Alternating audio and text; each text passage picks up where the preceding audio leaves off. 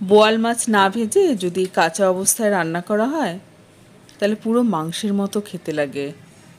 বানাবো আলু দিয়ে কাঁচা বোয়াল মাছের ঝোল। দুপুরে গরম গরম ভাতের সাথে এরকম আলু দিয়ে বোয়াল মাছের ঝোল থাকলে খাওয়াটা কিন্তু দারুণ হবে।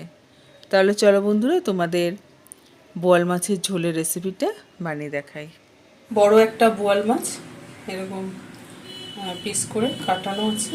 বোয়াল মাছটা এখানে আছে 700 গ্রাম মতো বোয়াল মাছ। মাছটা অনেকবার 15-20 বার ধুয়েছি। একটা পরিমাণে নুন দিয়ে আধ ঘন্টা ভিজিয়ে রেখে আবারও 5-6 বার জল দিয়ে ধুয়ে নিয়েছি বোয়াল মাছটা। পরিমাণ অনুযায়ী দিয়ে দিলাম নর্মাল চামচের 1 চামচ নুন, 1/2 চামচ হলুদ গুঁড়ো, 1/2 চামচ ঝাল লঙ্কার গুঁড়ো, 4 চামচ মতো সর্ষের তেল,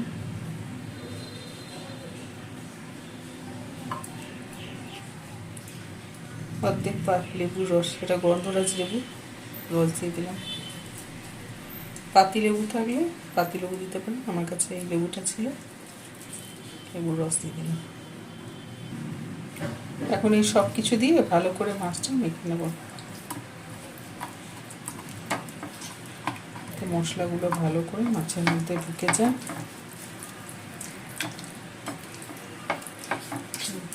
মাছটা খেতে ভালো লাগবে। এই ঢেল দিয়ে ভালো করে মেখে নেব।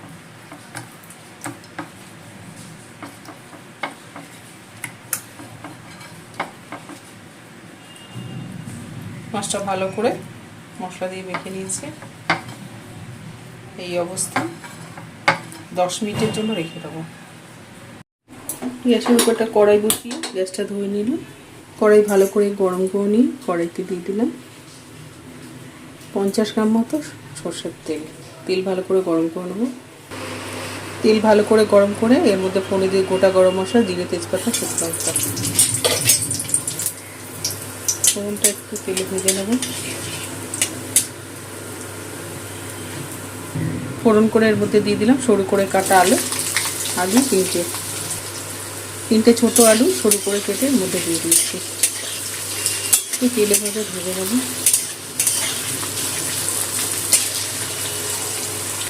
আলুটা অল্প তেলে ভেজে নিয়ে এর মধ্যে দিয়ে দিলাম একটা বড় সাইজের পেঁয়াজ কুচি। পেঁয়াজটা একটু আলুর সাথে ভেজে নেব।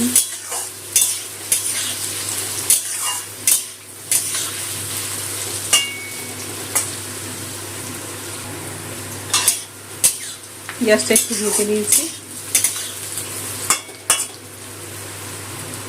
এর মধ্যে দিয়ে দেবো আদা রসুন বাটা, 1.5 চামচ আদা রসুন বাটা।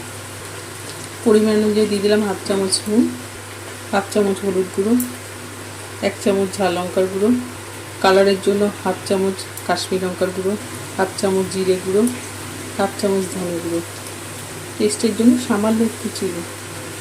এখন এই সব মশলাগুলো দিয়ে বাটা মশলাটা দিয়ে আলুর সাথে কষিয়ে দেবো।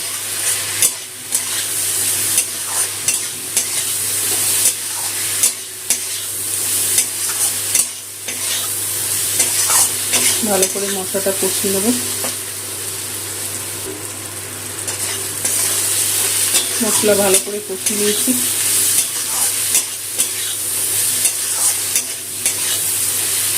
মশলা থেকে তেল ছেড়ে গেছে। এর মধ্যে যেই মশলাটা নুন হলুদ তেল দিয়ে শুকনো লঙ্কার গুঁড়ো দিয়ে মেখেছিলাম এর মধ্যে দিয়ে দিলাম। মিটের মধ্যে যে মশলা লেগেছিল অল্প জল দিয়ে ধুয়ে দিয়ে দিলাম। মাছটা এই মশলার সাথে একটু কষিয়ে নেব। মাছটা নরম আছে, খুব সাবধানে কষা, নাহলে ভেঙে যাবে। লেবু দেওয়া ছিল তো মাছটা আরও নরম হয়ে গেছে। ভালো করে কষিয়ে নিলাম একটু মশলাটা। মাছগুলো ঠিক করে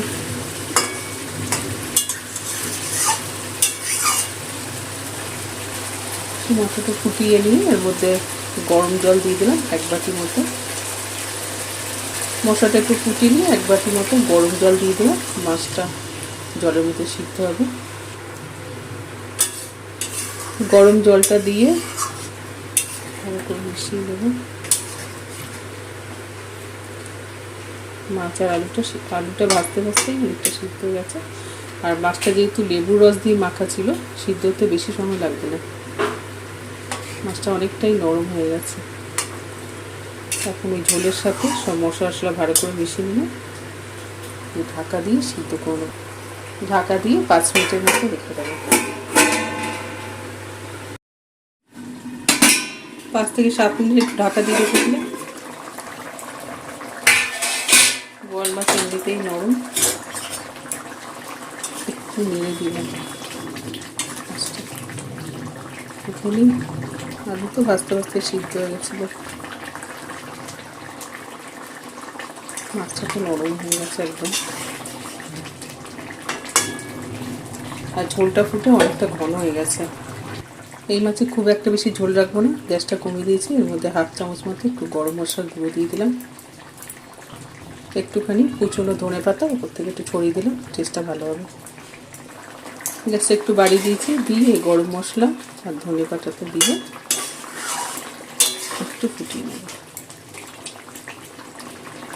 তাহলেই আমাদের কাঁচা বোয়াল মাছের ঝোলটা তৈরি হয়ে যাবে। খুব বেশি সময় লাগবে না, তারপরে একটু ফুটিয়ে নিলাম, দিয়ে গ্যাসটা বন্ধ করে দিলাম। বোয়াল মাছের ঝোলটা তৈরি হয়ে গেছে। বন্ধুরা, তোমরাও এইভাবে বোয়াল মাছের ঝোল রান্না করে খেও, খেতে দারুণ হয়। দুপুরে গরম গরম ভাতের সাথে এরকম আলু দিয়ে বোয়াল মাছের ঝোল হলে খাওয়াটা কিন্তু দারুণ তৃপ্তির হবে। তাহলে বন্ধুরা, তোমরাও বানিয়ে খেও আর কমেন্ট করে জানিও কেমন হয়েছে। প্লিজ বন্ধুরা, ভালো লাগলে একটা লাইক দিয়ে দিও, আর চ্যানেলটা সাবস্ক্রাইব আর ফলো করা অনুরোধ রইল। আজ এই পর্যন্ত বন্ধুরা, আবার চলে আসবো তোমাদের জন্য নতুন কোনো রেসিপি নিয়ে। সবাই ভালো থাকবে, ধন্যবাদ।